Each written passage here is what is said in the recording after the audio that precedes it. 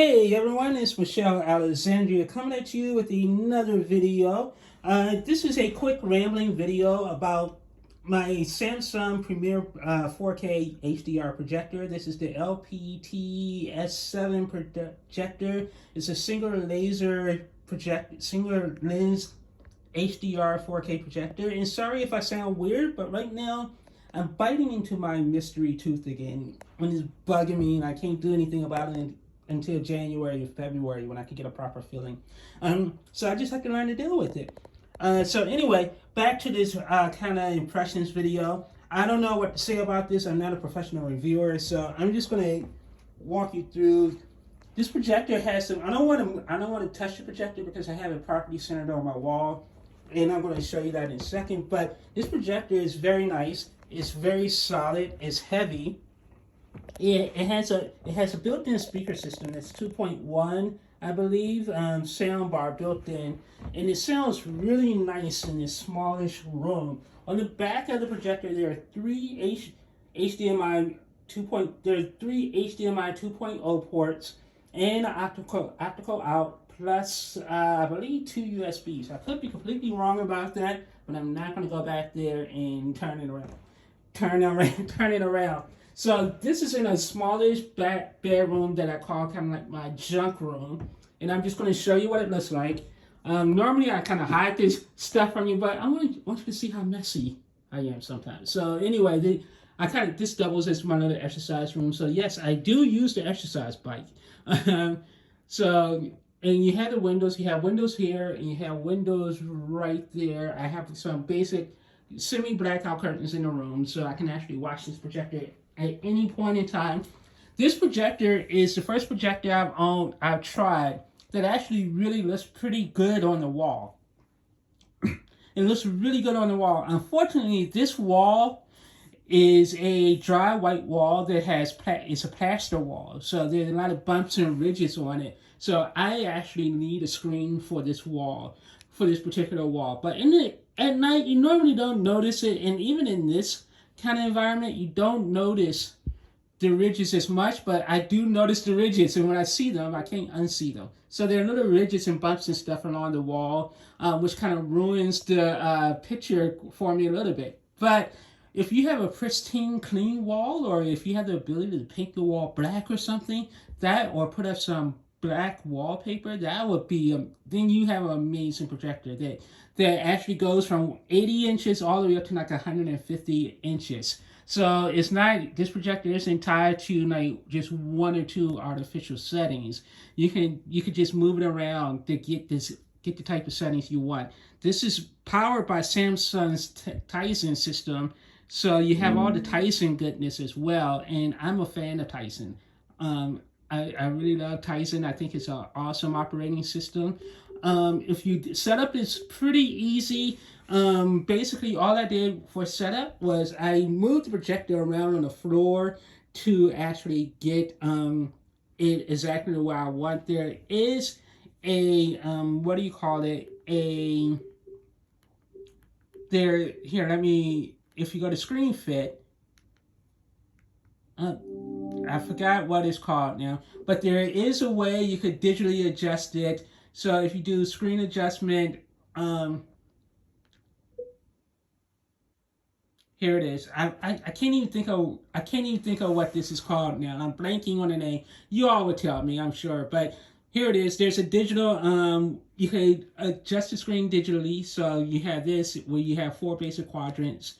And there's an advanced where you can go in and adjust even further. I wouldn't recommend you doing any of this because it just makes the screen look a little more janky than normal. You're better off just going in and just manually moving the projector around the center to get a proper center for your projector. The one problem with the projector in this wall, I like everything to be pretty much eye height. So I don't want to be looking up to the ceiling on the projector. So with the throw distance of this projector, I have to have it on the floor. If I put it on this little stand that I bought, then the projector is going to be up there a lot higher, and I'm going to be staring up all the time. So I don't like that aspect of the projector.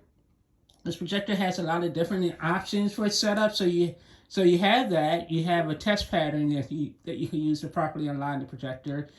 There's an eye protection mode. There's a digital focus mode, which I haven't. This is the first projector ultra short throw I've tried that actually has a proper digital focus mode. Unfortunately, I don't know how this works. I don't know how this digital focus mode works because I can't tell if it's doing anything when I'm pressing these buttons, but I'm assuming it's doing something. But I still like it. I like having it. There's a high altitude mode. This projector you can actually mount on a wall. So that's really nice. It's one of the few ultra short throw projectors you can mount on a wall. I don't know why you would. I mean, that kind of defeats the whole point of it. Ultra short throw, I think. Because if you're going to mount it on a wall, on the ceiling, you might as well just get a regular, cheaper, normal projector, I would think. This projector has a lot of different picture modes. So you have under picture mode, you have dynamic, standard, movie, and filmmaker mode. And there's no difference between filmmaker mode and movie mode. And once again, I'm not a huge fan of calibrated settings because it just makes everything look dark and washed out. And again, look how clean this picture looks, especially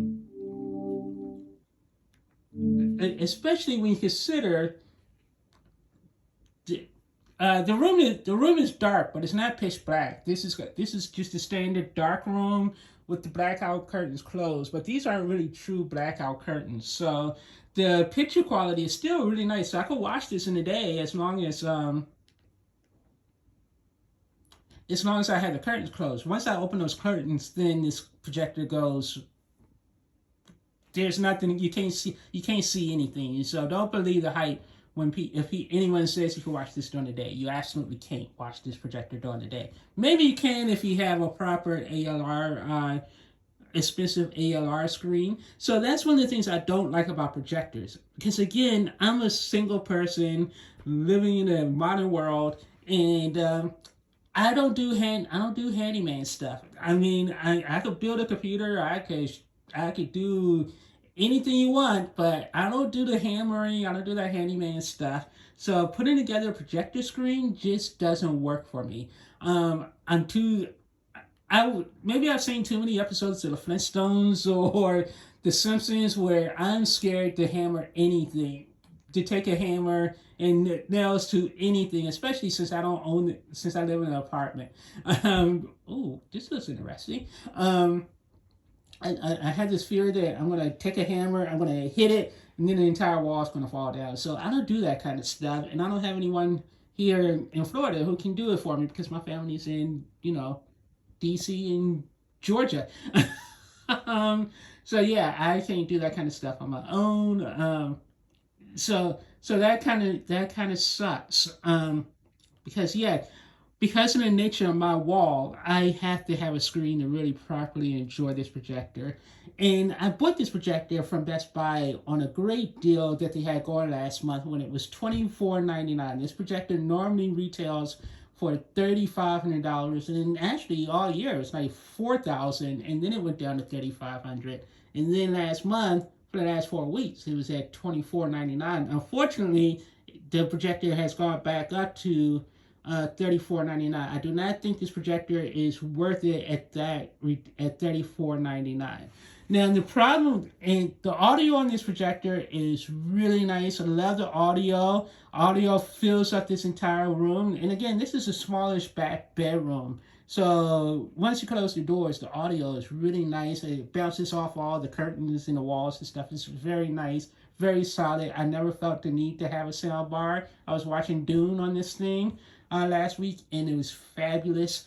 But in a regular sized living room, you definitely need a soundbar in a regular sized living room. If you're putting this into a smallish back bedroom like this, then the audio is perfect. The built-in audio, it actually works very well for this.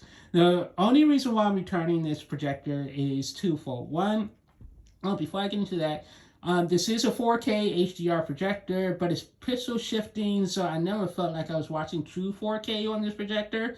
And the HDR was pretty much non-existent. Yeah, it said it was an HDR, but the HDR just didn't look good much at all. What is this? Black money? I'm getting, hmm.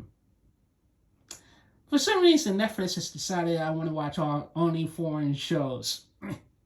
And for some reason, I'm not even mad at them because I get sucked into all these stupid foreign shows with subtitles, man. Just because I watched this weird show. I don't even know where it is, but I watched this awesome show called something in flow, not hustle and flows, something flow about a woman who wanted her revenge on a famous musician because he stole all the songs and sent him to jail. It's an awesome show. But anyway, back to this review.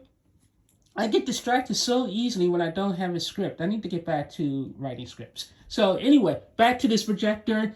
So the picture quality is really nice, but it's not punchy. It's not a punchy projector. But then again, you don't expect punchiness from a projector. But I feel like I'm missing out. I feel like if I kept this projector, I would always want something else, and that's what sucks about me is I always want something else. I think most people, if you bought this projector and you had a proper screen setup, 95% of people watching this will be very happy with this projector. Me, I want to go all in. I want the tri laser projector and I want to try a laser projector. And the other reason why I'm returning this projector is I did buy the Sony A80J 77-inch projector, and that would be my primary movie TV. And I want to put the C65C10 in this room. And once I do that, I don't have any place for a projector anymore. Which kind of sucks because I still want to play with this, and I still want to at some point get my screen situation settled. And if I can get my screen situation settled, I will probably be perfectly happy with this projector. The problem is I only need a big TV in my living room. I know I'll probably never come back into this room to actually physically watch something. To watch just a movie when I can watch it in the living room, and that's what I found myself doing. So a projector doesn't really fit my use case, and that's the bottom line. But I do like this projector a lot. And like I said, if you have a proper screen, or if you want to just paint your walls black or sort of gray, I mean, you get a big, beautiful image with this projector. And it's one of the few ultra short throw projectors where you can actually go up any size you want. So it's not a projector where it only looks good if you're projecting at 100-inch or 120, like the Hisense projectors that only work in this recommended modes. This projector works however you want it. I think this is over 110 inches on the wall, but this wall can handle like 130 or 140 inches if I really thought about it and tried to.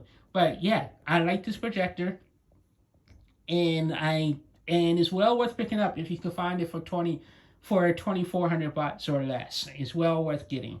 And again, I quite love this projector. I do. And I love Tyson. Oh, the 100. I've talked to this cast so many times. They love me. I partied with them. So anyway, talk to you guys later. Bye.